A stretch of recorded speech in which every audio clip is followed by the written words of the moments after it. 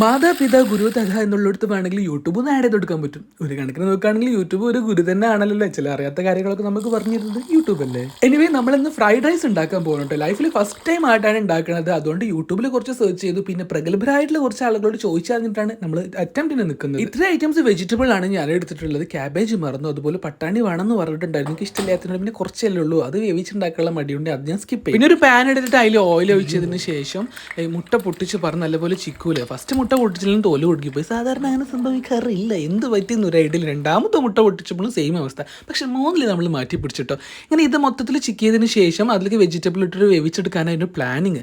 But എന്താണെന്നറിയില്ല, confidence കുറഞ്ഞതിനെ കൊണ്ട് ഞാൻ എന്ത് ഫസ്റ്റ് മുട്ട മാത്രം ചിക്കി എടുക്കാൻ വിചാരിച്ചു.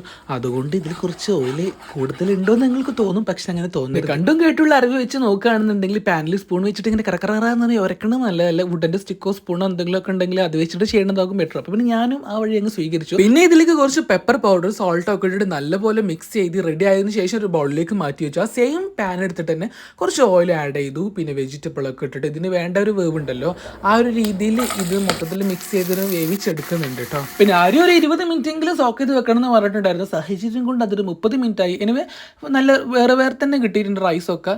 പിന്നെ ആ വെജിറ്റബിൾക്ക് നേരത്തെ വെച്ചിട്ടുണ്ടായിരുന്ന ആ മുട്ട ഉണ്ടല്ലോ, അത് ആഡ് ചെയ്ത് കൊടുത്ത് നല്ലപോലെ മിക്സ് ചെയ്യണം. അതിലേക്ക് കുറച്ച് വിനെഗറിൻ്റെ ഡ്രോപ്സ് ആഡ് ചെയ്ത് കൊടുത്തു. പിന്നെ ഒരു പിഞ്ച് ഷുഗറും കൂടി നമ്മൾ ആഡ് ചെയ്തിട്ടുണ്ട്, പഞ്ചസാര ആഡ് ചെയ്ത് കൊടുത്തിട്ടുണ്ട് കേട്ടോ. അങ്ങനെയൊക്കെയാണ് ഞാൻ വീഡിയോയിൽ കണ്ടത്.